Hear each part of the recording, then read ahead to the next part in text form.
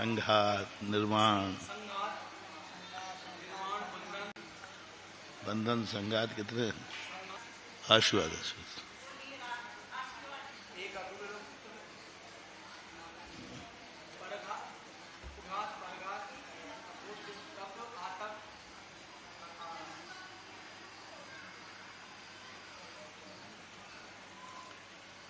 अंगोपांग तीन, चलो कोई बात नहीं। अंगोपांग तीन क्यों होते हैं?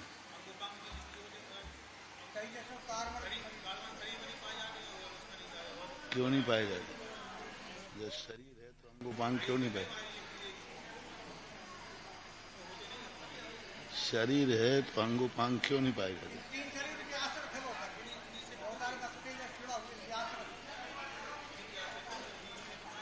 और बताओ।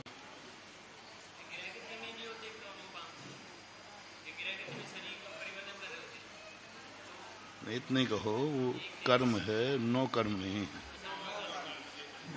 कर्मणो तेजस, नो कर्म नहीं है, ये अपने आप में कर्म है।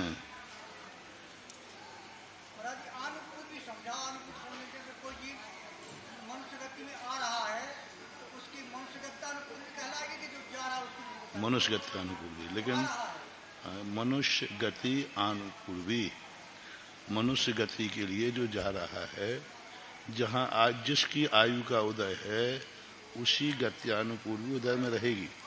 लेकिन अनुपूर्वी, पूर्वी यानी पीछे का, आकार पीछे का रहेगा।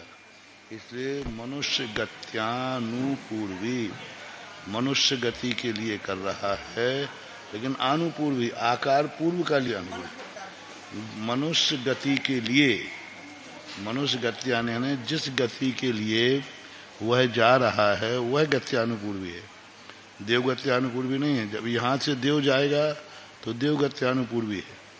अनुपूर्वी शब्द से है ना, अनुपूर्व किसे बोलते हैं? हाँ, पहला जो निकल चुका है पहला, तो उसके पूर्व है, उसका अनुकरण कर रहा है आकार को। ऐसे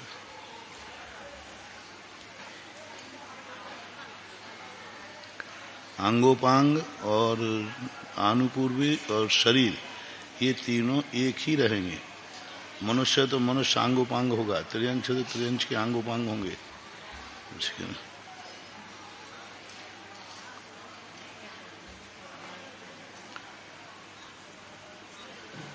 पांच निर्माण कौन कौन से हैं?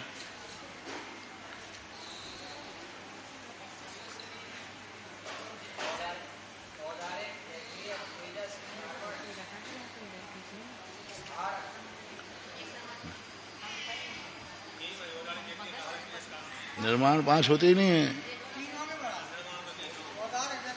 होते ही नहीं। निर्माण एक ही है, संघात और बंधन, ये पांच पांच होते हैं। निर्माण पांच नहीं होते, क्योंकि निर्माण बहुत प्रकार के हैं। सब निर्माण अलग अलग होते हैं। हाँ का एक क्षेत्र निर्माण है, एक प्रमाण निर्माण है। कितना निर्माण करना है प्रमाण का यहाँ नहीं दिया, पर आगे जाकर क्षेत्र कहाँ करना, कितना करना, आँख का कैसा आकार, कान का कैसा आकार, तो ये सब क्या होंगे? निर्माण कर्म में जाएंगे।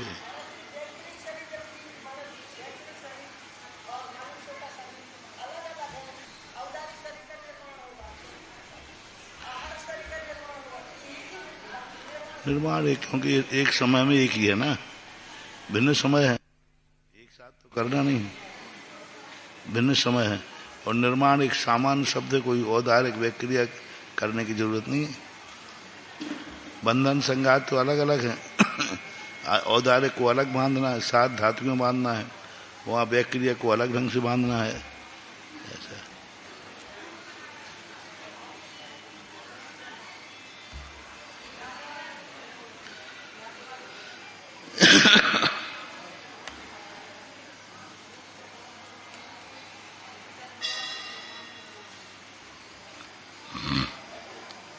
गति नाम कर्म किसे कहते हैं? जिस कर्म के उदय से प्राणी दूसरे भव या पर्याय को जाता है उसे गति नाम कर्म कहते हैं। गति यानी अपने आप में जिस कर्म के उदय से प्राणी दूसरे भाव या पर्याय को जाएगा उसे गति कहते हैं। जाति किसे कहते हैं?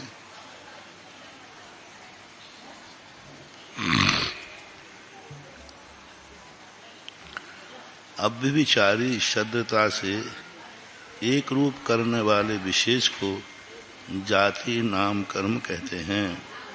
अव्यभिचारी सदृशता, अव्यभिचारी कहलाते हैं एक दूसरे से जिनके लक्षण नहीं मिलते हैं, उन्हें कहते हैं सदृशा, एक रूप करने वाले को जाति नाम कर्म कहते हैं। अर्थात यह सदृश धर्म वाले पदार्थों को ग्रहण करता है। जैसे एक इंद्रिय है तो अब एक इंद्रिय है। जाति नर्म कैसे कहते हैं? जिस कर्म के उदय से जीव एक इंद्रिय, दो इंद्रिय, तीन इंद्रिय, चतुर्इंद्रिय, पंच इंद्रिय ही जाति कहलाती है। शरीर नाम कर्म किसे कहते हैं? जिस कर्म के उदय से आत्मा को औदारिक आदि शरीर बनते हैं।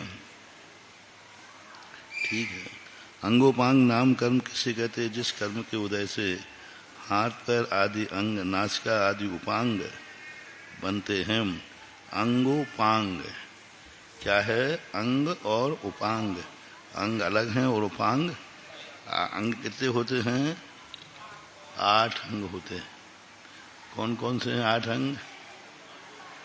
मस्तिष्क, 2 भुजाएं, छाती, पेट और 2 ये बैठने के हिप्स, पैर, इस प्रकार के 8 होते हैं। और उपांग कितने हैं? गिनी नहीं पाओगे, गिनी नहीं पाओगे, इतने उपांग हैं। उपांगों में बहुत सारे भर देते हैं। उपांग के भी उपांग हैं।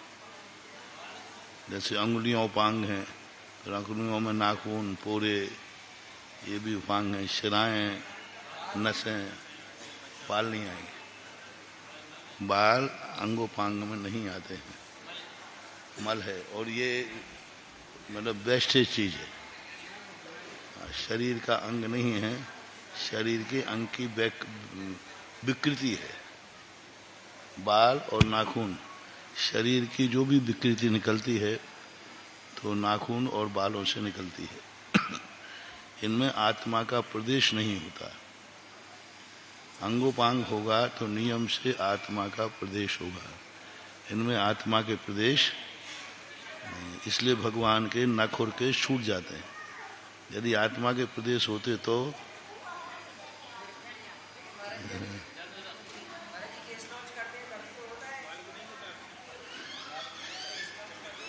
वो केशलों तो बाल निकालने को, बाल वहाँ जमा हुआ है, वो वहाँ से निकल रहा है। तो नीचे जाके बाल नहीं होता। बाल का जो भाग होता है वो चमड़ी हड्डी होती है। पूरा जब बाल जड़ से निकलता है तो नीचे को आप दबाओगे तो बाल नहीं निकलेगा। वो चमड़ी है, मज्जा, बाल नहीं है। बाल उसके ऊपर रहता है। उसको करो तो आप ऐसे करोगे तो वो मिसल जाएगा। बालों अलग होते, बालों में आत्मा के प्रदेश नहीं होते।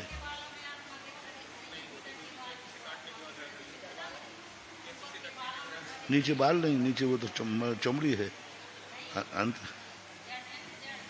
जड़ जो है वो बाल नहीं है। जड़ में तो हड्डी, नसा, चमड़ी आ गई। उसको अपन मसलेंगे ना तो मसल जाता है। बाल थोड़े से ऊपर शुरू होता है धीरे धीरे।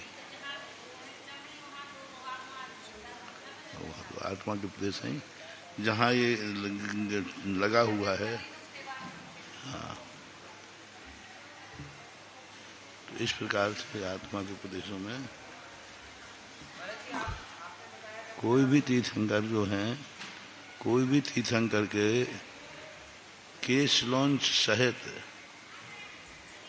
किसी केशलोंच मुद्रा में किसी तीर्थंकर को केवल यहाँ मोक्ष कराओ, किसी तीर्थंकर को केवल ज्ञान कराओ। पहली बात तो एक बार केशलोंच की ही चर्चा है, दूसरी बार के केशलोंच की आगम में चर्चा नहीं है। लेकिन अपन ये मानते हैं कि उत्कृष्ट रूप से करेंगे तो केवल ज्ञान हो नहीं सके, क्योंकि उनका वर्षों तक तो मुनि अवस्था ही, कोई के कम तो है ही नहीं। सबसे कम महावीर स्वामी का है मुनि दीक्षा काल। वो तो योग निरोध की बात है।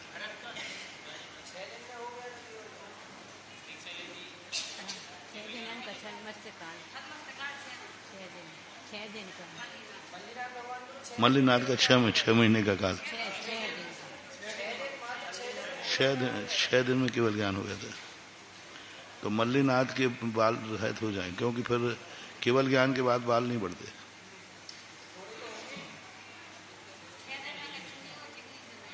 हैं 6 दिन में तो क्या बोलो, कुछ नहीं बोलते।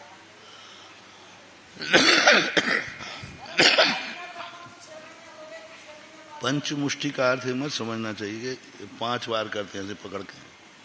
पंचमुष्टि है 5 की बंधी हुई मुट्ठी, दिगु समास है।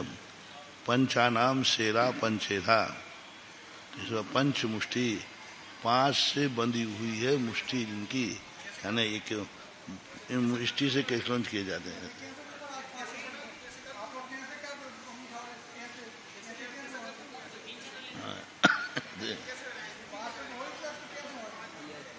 संभव नहीं है।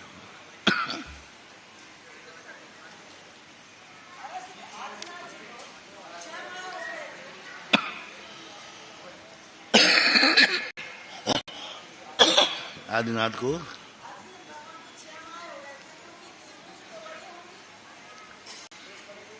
तो ध्यान में बैठेगा, ध्यान में बैठने का कोई काल नहीं होता। पद्म पुराण में आया है कि भगवान ध्यान में बैठे तो उनके बाल लताओं के समान उड़ रहे थे, लताओं के समान उड़ रहे थे। तो अब उड़ रहे थे तो कितने बड़े हो गए थे।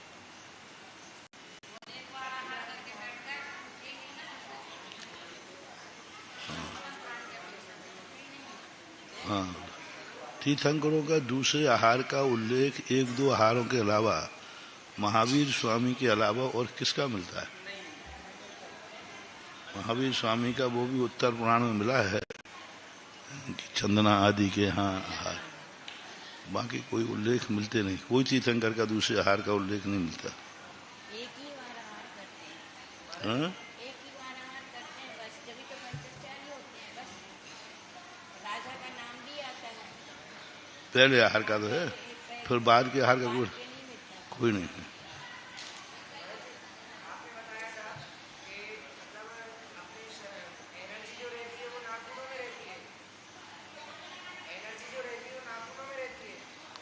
नाखूनों से निकलती है, नाखूनों से निकलती है नहीं, निकलती है, नाखून से निकलती है। अगर नाखून से निकलती है, वहां से निकलती है। कौन सी? नहीं, नाखून विकृति है, नाखून से निकलने वाली एनर्जी विकृति नहीं है। विकृति होरा बनता है, होरा, तो होरा कुछ स्थानों से बनता है, इसलिए चरणों को छूने की बात आई। पद्मनंदी पंचविंशति में लिखा ना, मुनियों के चरणों के अग्रभाग के नाखून से निकला हुआ गंधोदक जिसके मस्तिष्क पर नहीं लगा, वो मस्तिष्क नहीं कपाल है। हाँ? हाँ, वो शोक का दिन माना जाता है। ऐसे उल्लेख आए हैं। तो नाखून का अर्थ है ये ऊपरी भाग है। नाखून का नाखून ही नहीं, नाखून के पास जो आगे निकला हुआ हिस्सा है ना, ये हिस्सा होता है।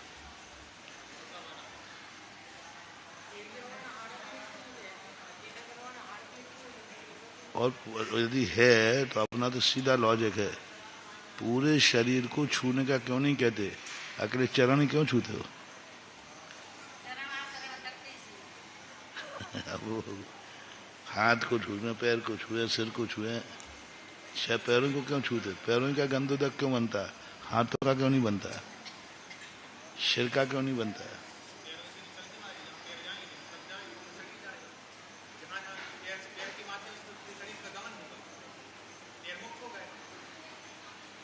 गमन हुआ अलग चीज, वो तो कुछ ना कुछ उसके रहस्य रहते हैं।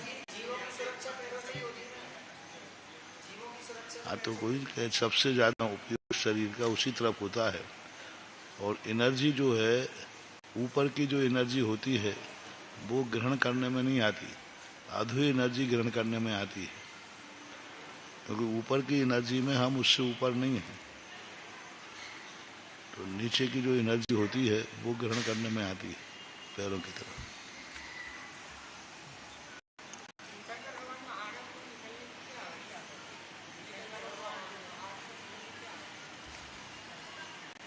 निकलने की जरूरत तो नहीं है,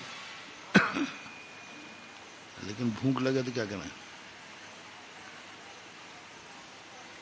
देखो, बिना आहार नहीं करेंगे तो कुछ होगा नहीं, लेकिन आहार की इच्छा को कोई रोक सकता है क्या? आहार की आहार नहीं मरेंगे पक्का है, लेकिन आहार की क्षुधा की वेदना तो हो सकती है कि नहीं, इच्छा हो सकती है कि नहीं, फिर तो है ही। अब अपन ये कह सकते हैं कि फिर बाद में क्यों नहीं निकले, एक ही आहार का उल्लेख क्यों मिलता है। एक और उल्लेख मिला हरिवंश पुराण में कि अकेले आदिनाथ और महावीर स्वामी की एक ही पारणा में पंचाश्चर्य हुए, बाकी सभी की हर पारणा में पंचाश्चर्य हुए, 22 तीर्थंकरों। तो वहां से लिख रहा कि भगवान बार बार उठते हैं। 2 तीर्थंकरों की एक एक पारणा में ही पंचाश्चर्य हुए, शेष पारणाओं में नहीं हुए। शेष तीर्थंकरों की हर पारणा में पंचाश्चर्य हुए, ऐसा हरिवंश पुराण में निकला है। हाँ, लोकांतिक देव समूहों के जब विहार होता है साथ साथ चलते। हाँ हाँ, पर हरिवंश पुराण करने का नहीं, बिहार में रहते हैं, बिहार करते समय जुलूस में जाते बिहार के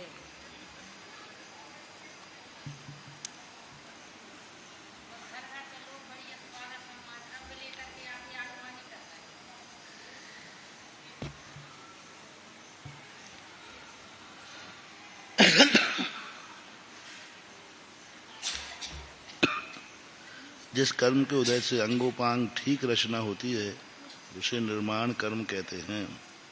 जिस कर्म के उदय से और औदारिक आदि शरीरों में परमाणु परस्पर संबद्धता को मिलन को प्राप्त होते हैं। यदि बंधन नाम कर्म नहीं हो तो शरीर को बांधे कौन? अंगों और उपांगों का जो बंधन है, ये बंधन नाम कर्म बांधे हुए है। नसों का निर्माण हो गया, लेकिन नसें बांधेंगी नहीं तो कैसे क्या कैसे।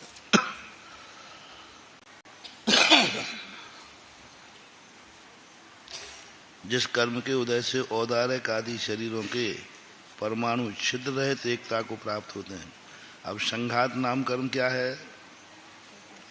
संघात नाम कर्म कहलाता है दीवाल बन गई, उसके ऊपर पलस्तर पुटिंग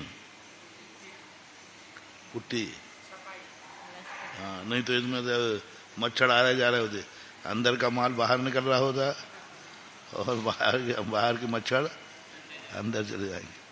तो पुट्टी करके एकदम प्लेन जो चिकनाहट है, ये किस कर्म से है? संघात नाम कर्म से चिकनाहट है।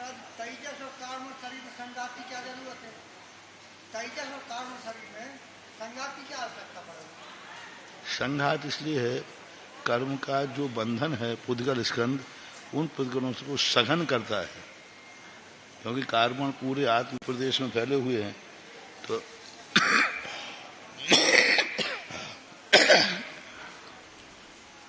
तो इकट्ठे, जैसे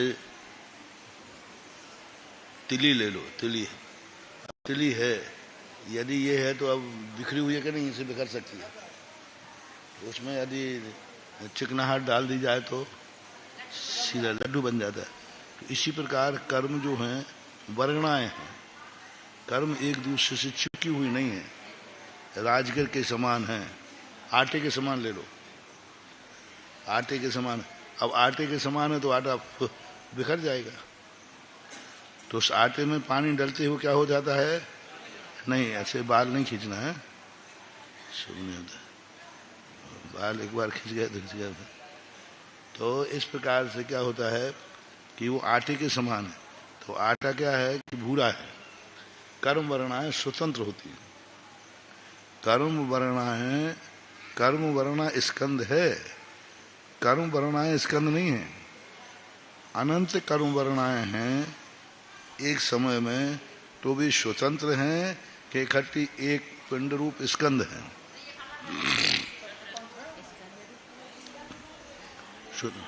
अनंत वर्णाएं, वर्ग था, स्कंद था, पर अनंत परमाणुओं से वर्ग बनता है, स्कंद है, ये स्कंद है। वर्ग से ये स्कंद है। अब वर्णा के बाद फिर स्कंद नहीं बनेगा। जितनी वर्गणाएं हैं वो सब अनंत अनंत हैं। यदि ऐसा करेंगे तो फिर वो वर्गणाओं का जो उत्कर्षण अपकर्षण है वो नहीं होगा। फिर अब क्या करें, अब वर्गणाएं तो ऐसी भरी पड़ी हैं, कभी भी कोई धक्का लगे बिखर जाएंगे। विक्रय गति में इतनी तेजी से जा रहा है, सारी वर्गणाएं बिखर जाएंगी। तो कौन रोक रहा है उनको? संघात नाम कर्म रोक रहा है। तो वर्गणाओं को जैसे आटे में पानी डाल दिया तो वो लोई बन गई। अब कितनी हवा चलेगी तो अब ये कर्म नहीं उड़ेंगे। ऐसे तेजस है, तेजस्वी वर्णाएं है, तेजस्वी वर्णा है तो उनको इकट्ठा बांध के रखते हैं। तो 5 संघात तो 5 बंधन मानना पड़ता है। करे लेकिन वर्णा तो है, पुद्गल वर्णा तो है।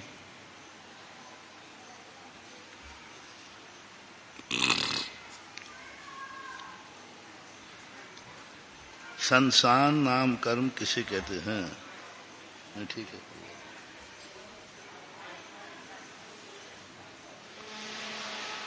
जिस कर्म के उदय से शरीर की आकृति बनती है उसे संस्थान नाम कर्म कहते हैं।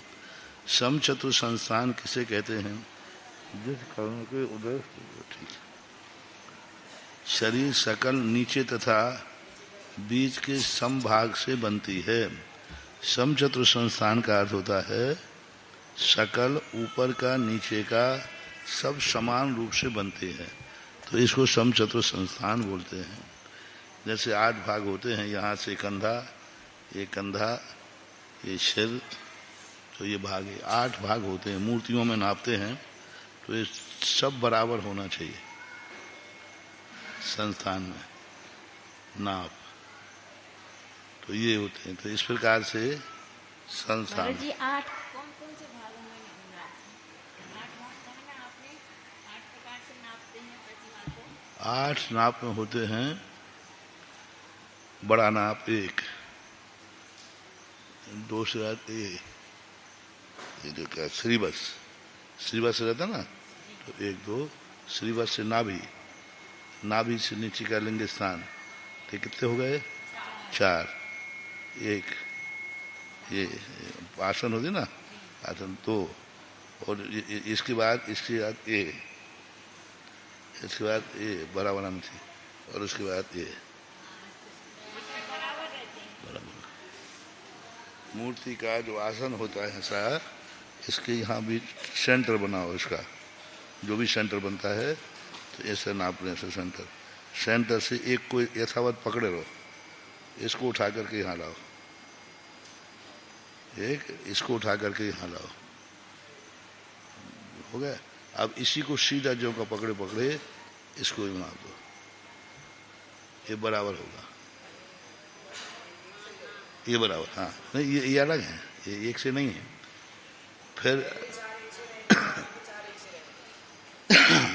फिर इसके उपभेद है। पर उसके उपभेद क्या है? यहाँ बाल से ये भौं के मध्य का नाक का ज्वाइंट है ना, थोड़ा मुंह, फिर जाकर ये नाक, एक नाक के बाद टोड़ी के बाद गर्दन का भाग, ये एक होंगे। तो इस प्रकार के इनके पूरे 64 नाप हैं। ये 64 नापों में आँख भी आएगी, कान भी आएंगे, ओंठ भी आएगा, ये नाखून भी आएंगे। मतलब कितनी मूर्ति है तो नाखून कितना बनेगा, कितनी मूर्ति है तो हथेली कितनी बनेगी, ऐसे 64 नाप दिए हैं। तो ये उसके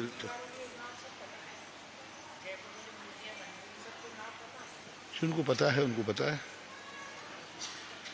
जिनको मालूम है तो वे जो पुराने मूर्तिकार हैं, जो अब आजकल के सब मजदूरों को सस्ती बनाने लगे, क्योंकि पत्थर की ज़्यादा कीमत होती नहीं।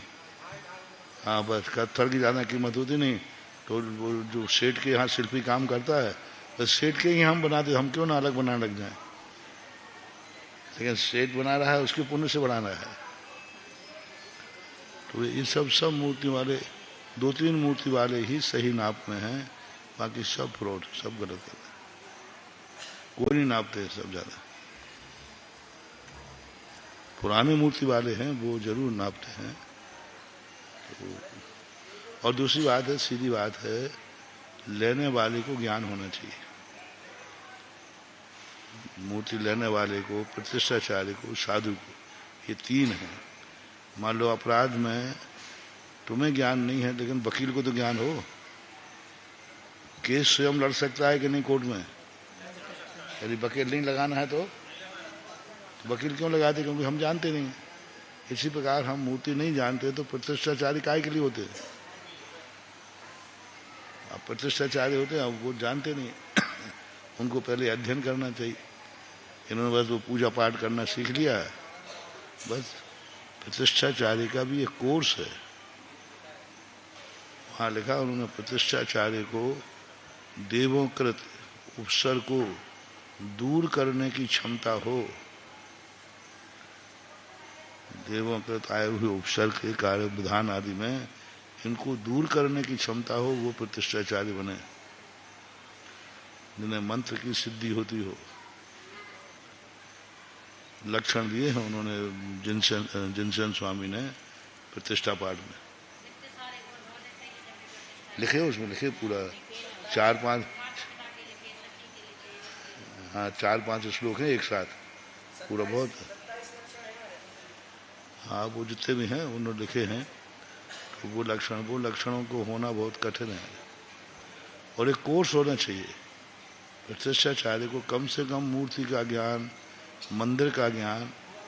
आज मंदिर बनते हैं, प्रतिष्ठाचार्य ज्ञान होना चाहिए कि मंदिर कैसा बनता है। हाँ वास्तु, मंदिर का ज्ञान, मंदिर का आना वास्तु। कितने बड़े मंदिर में कितनी मूर्ति बैठेगी, मूर्ति कहाँ बैठती है, गर्भालय के कितने भाग होते हैं, मूर्ति का कौन सा भाग है। ये खतरनाक चीजें हैं बहुत। जितने सेठ हैं सब ये तो कुछ जानते नहीं थे, प्रतिष्ठाचार्य ने बर्बाद कर दिए। अब देखो अजमेर के सेठ इतने भागचंद सोनी, एक मूर्ति बैठा दी, मध्य स्थान पर बैठा दी।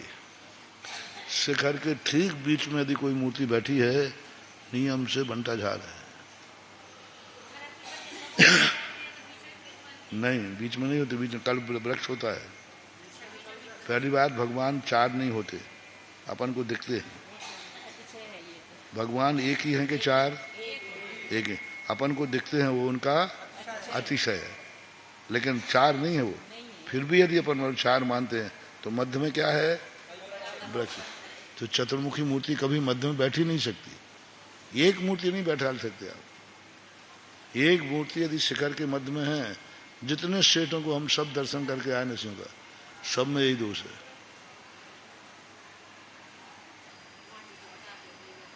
सेठ जी का नसिया का यही हाल है।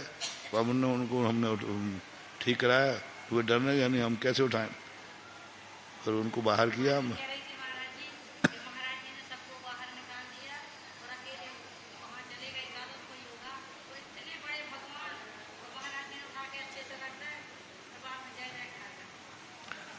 नहीं वो इतने डर रहे थे, इतने डर गए थे वो, महाराज कुछ हो गया। मैंने कि तुम शिखर जी चले जाओ, वंदना करके आ जाओ। सबसे बड़ी चीज है, ऋषि काम करते समय सबसे पहले सामने देखो कोई डरपोक आदमी तो नहीं बैठा है। अब जैसे अपन मूर्ति उठा रहे, अब ये बाएंगे बैठे, अब पता नहीं क्या हुई है, अब पता नहीं क्या हुआ। तो अब ये आपकी एनर्जी को काट रहे हैं। आपका तो बिल पावर है कि हम बैठा लेंगे, और उधर का क्या एनर्जी आ रही, आप कहते नहीं क्या होगा, आप पता। तो जिन व्यक्तियों को ऑपरेशन थिएटर में यही है, डॉक्टर को तो मालूम है ठीक है, अब पता नहीं इधर पेड़ काट दिया, अब पता नहीं क्या होगा, अब वो गड़बड़ हो जाएगा। कभी भी हो ये तुम लोग जो बड़ी मूर्तियां उठाते करते हैं, नमोकार बंद पढ़ो, अरे वो नमोकार बंद बेकार है, क्योंकि उनके मन में नेगेटिव ऊर्जा आ रही है, पता नहीं क्या होगा, ये देखो हो गया कुछ, हिल गया वो।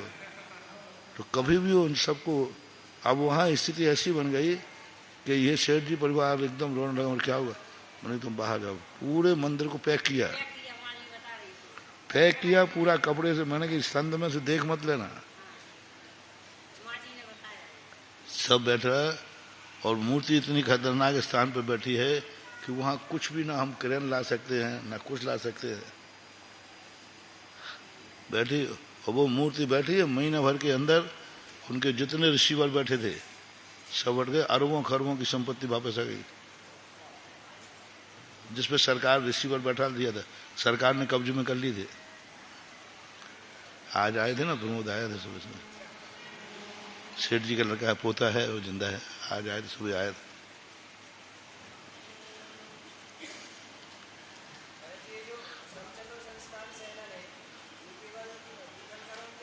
अब लाडनू है गांव, लाडनू, वहाँ की दशा ऐसी है कि इतना उनके पास पैसा था कि उनका चपरासी 4 व्हीकल में आता था। चपरासी उस समय 1935-40 में उनका स्टैंडर्ड मेंटेन था, फैक्ट्री के अंदर कोई प्रवेश करेगा तो 4 व्हीकल वाला ही प्रवेश करेगा, चपरासी भी जाएगा तो 4 व्हीकल में बैठ के जाएगा, साइकिल से, मोटरसाइकिल से नहीं। और जैसे उन्होंने प्रतिष्ठा की, मुश्किल से 2-3 साल निकले होंगे, और उनके पास किराए के पैसे नहीं थे, अंडरवियर बनियान लुंगी पे भागे थे, ड्राइवर से गुडविल करके बंगाल में उनकी, आज भी है उनके नाम से तुलाराम बच्छराम के मिल हैं, आज भी वहाँ स्कूल हैं बंगाल के अंदर, पाकिस्तान, पूरी पाकिस्तान में उनके नाम के स्कूल है, आज भी चल रहे हैं वहाँ स्कूल।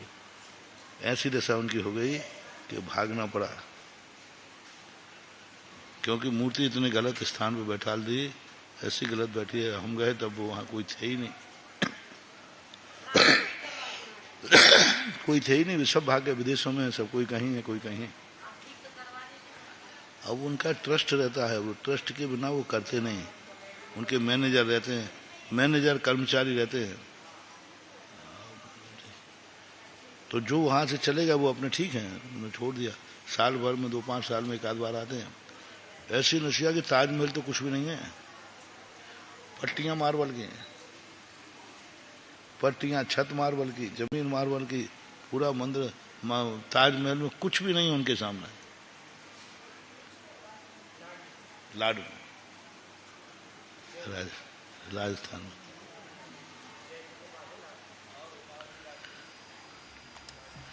पूरा मंदिर का मंदिर भूगर्भ से निकला था, पूरा मंदिर भूगर्भ जमीन। हाँ, वो दूसरा है लाडनू में, एक सरस्वती की मूर्ति निकली थी खड़गासन। लाडनू श्वेतांबरों की यूनिवर्सिटी है, अपने दिगंबरों का प्राचीन मंदिर है, समाज है। नहीं, लाडनू वहाँ कोई 12-13 दिन रुका था मैं।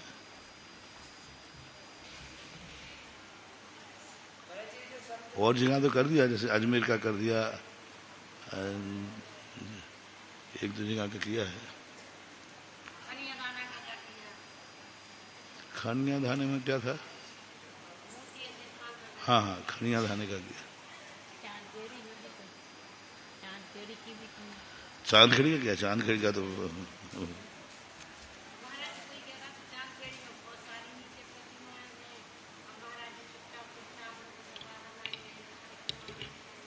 चांदखेड़ी का तो बहुत इतिहास अलग ही है। चांदखेड़ी की मूर्ति ऐसी रखी थी, वो बैलगाड़ियों से भी नहीं खिसकी, रस्सियां बांधी गई तब नहीं। वो एक शेरगढ़ गांव है, चलो स्वाध्याय खत्म हो जाएगा। हाँ, शेरगढ़ के यहाँ तान पे वहां से मूर्ति आई थी। वो जो कुंडलपुर के बड़वा की कहानी है ना, वो ले जा रहे थे, नदी में जाके उन्होंने पीछे मुड़ के देख लिया, तो नदी में जाके मूर्ति रुक गई, बीच नदी में। नहीं, अच्छा। इतनी इम्पोर्टेंट चीज है क्या? तो नदी में जाके रुक गई, तब से वो रुकी थी। तो एक कछुआ के छाप की चट्टान है ऐसी, उस पर मूर्ति रखी हुई थी। अब मैं जब भी जाऊं तो लोग जो अभिषेक करते थे उनके पैर लगेंगे ही लगेंगे मूर्ति को। इतने छोटे से स्थान पर खड़े होते थे 9 इंची, और वो तो अभिषेक करने में हो जाता, उसका पैर भगवान से लगता था। अब मैं क्या करूं, तलघर के अंदर भगवान इतने बड़े, कुछ जा नहीं सकता उसमें उठाने के लिए, ऊपर जा नहीं सकते, नीचे जा नहीं सकते। तो एक बार फिर मैंने भगवान से मैंने कहा इसको कुछ ना कुछ तो करूंगा। तो वो एक टाइल्स लगे थे वहां पीछे, तो मिस्त्री से कहा तो बोले महाराज जी मैं तो नहीं छूंगा, भगवान के पास मैं नहीं जा सकता, आप सामने बैठ जाओ तो मैं कर दूंगा काम। अब मैंने कहा भैया मुझे क्यों बैठा लिया ठंड में, दिन में कर नहीं सकते क्योंकि यात्री बहुत है, तो रात में आप बैठ जाओ। तो मैंने कहा चलो बैठते हैं। तो अपन ध्यान लगा करके चौकी लगा करके बैठ गए। वो कहता आप बैठे रहोगे तब तक बैठोगे तब तक ही करूंगा मैं। तो करता रहा, 5 साढ़े 5 बजे उसने पूरा कार्य कर दिया, पूरी मूर्ति फ्री कर दी, दीवार में से सब निकाल दिया, ये निकाल दिया। अब मैं देखने को उठा, देखा तो मुझसे जैसी मूर्ति को मैंने यहाँ जो ऐसा होता ना हाथ, यहाँ हाथ रखी हूँ देखा, और मूर्ति को हाथ रखते मूर्ति यूँ झुक गई। अरे मैं घबरा गया, उनकी इतनी बड़ी मूर्ति। और हमने कहा कि अब मौका है, तो वो 3-4 ले, हमने कहा चलो अपन लोग हाथ लगाते हैं थोड़ा। और जैसे ही हाथ लगाया मूर्ति एकदम खिसक कर 2-2.5 फुट बाहर आ गई। इतने तो मेरे तो पसीना निकल गया। मैंने कहा अब मूर्ति पता नहीं कहाँ तक जाएगी। 2.5 फुट यहाँ मूर्ति है और इतनी बड़ी मूर्ति, और मैं अकेला, वो 2 मिस्त्री थे और लाभ जी थे, 5 लोग थे हम लोग। 5 लोग थे, उस मूर्ति को 5 लोग क्या 10 लोग नहीं हिला सकते। लेकिन वो ऐसी चीज पे अटकी थी वो ऐसे, बट वो उससे जैसे किया और एकदम खिसक, एकदम दौड़ के खिस गई। 2-2.5 फुट के बाद वो रुक गई। देखा फिर वहां तो पत्थर जिस पर लगी थी वो कछुआ की छाप का था। गोल चट्टाने होती ना, गोल गोल ऐसी, हाँ लुटिया थे। तो इस पर भगवान सदे हुए थे और नीचे टेका लगे थे वो। तो टेका तो मिस्त्री ने हटा दिए, तो और वो हिलने लगी थी। और मैंने कहा चलो ये बिना खिसकाई खिसक गई। अब मूर्ति तो चबूतरा पे आ गई, अब मूर्ति ऊंचे कैसे करें, ऊपर जा नहीं सकते। फिर नीचे खोदा 4 फुट, नीचे 4 फुट किया और भगवान अपने आप ऊंचे हो गए। उसी दिन की है जब बड़े बाबा खिसकना थे ना, आचार्य जी ने हमें तुरंत आदेश दिया। हम स्टेज पर बैठे थे, पिछी परिवर्तन कर रहे थे। पिछी परिवर्तन को 5 साढ़े 5 बज गया। उसी समय किसी ने आया, महाराज ने कहा आचार्य ने आज ही विहार करो। अब मेरा कार्यक्रम पिछी परिवर्तन का चल रहा है और आचार्य को मालूम था या नहीं पता नहीं, उन्होंने कहा उनसे कहो कि आज ही विहार करो। अब उसको कहना चाहिए था 2:30-3 बजे हमसे। तो हम स्टेज पे बैठे थे, वो इंतजार कर रहा महाराज बाहर आ मैं। अब स्टेज की तो अलग ही बनती है वो। फिर उसने जाकर पर्ची भेज दी कि आचार्य ने कहा आज ही विहार करो। हमने कहा कैसे करें, लेकिन अब उसने कहा आज ही विहार करो, तो 5:30 बजे विहार किया फिर जनवरी में। उनका 1 किलोमीटर तो कर लो, उन्होंने कहा है। तो गांव के बाहर एक स्कूल था, वहां के रुके, चलते तेजी से चले, भिंडर में थे, चांदखेड़ी में आकर कहा नहीं नहीं तुम वहीं रुक जाओ, वहां के मत बढ़ो, यहाँ हल्ला बहुत हो गया है और कुछ भी परेशानी आ सकती है। हल्ला हो गया था तो सब बोले नहीं नहीं आप, हाँ सबका कोई मत आओ, वहीं रुक जाओ, जहां तुम हो वहीं रुक जाओ। बोलो वहाँ। तो हमने कहा तो आप नहीं रोक रहे हो, ये आदिनाथ रोक रहे हो, तुम वहां काम करो, इनको यहाँ करने दो। ठीक उनका बड़े बाबा एक दिन बाद खिसके थे और एक दिन पहले खिसके। चलो अपनी पढ़ाई करें, कथा कहानी है इनका, हिस्ट्री जाग्राफी कितने सुनाते हैं। राजस्थान की बहुत लंबी लंबी कहानियां हैं। हाँ तो कहाँ थे, बैठना ही पड़ता है। ऐसे ऐसे समय पर बहुत एकाग्र होना पड़ता है, कंसंट्रेट होना पड़ता है। वही कह रहा हूँ कि मूर्ति वगैरह उठाते समय लोग इसको हंसी मजाक समझते हैं। ये मंदिरों को करोड़ बदलना, मूर्ति कराना, इसमें पसीना आ जाता है, कुछ भी रिस्क हो सकती है। थोड़ी चूक जाओ तो अटैक हो जाए, बहुत रिस्क लेना पड़ती है। लोग तो देखा सीख कर देंगे, महाराज करे तो हम भी करें, और फिर परेशान ही पड़ जाते हैं। बहुत बहुत साधना करना पड़ती है। पहले उसको खुद पहले ध्यान करके सोचो कि पॉजिटिव पॉइंट मिल रहे हैं या नहीं, पॉजिटिव पॉइंट मिल रहे हैं कि नहीं, स्वयं के संकेत कुछ मिल रहे हैं कि नहीं। कुछ संकेत अपने आप से मिलते, कुछ बाहर से मिलते हैं। कौन से संकेत मिल रहे हैं, उन संकेतों को पकड़ना चाहिए। यदि अच्छे संकेत मिल रहा ठीक है, नहीं तो टाल दो। बहुत कठिन काम। तो नेग्रोध परिमंडल संस्थान किसे कहते हैं? समय आपका हो गया।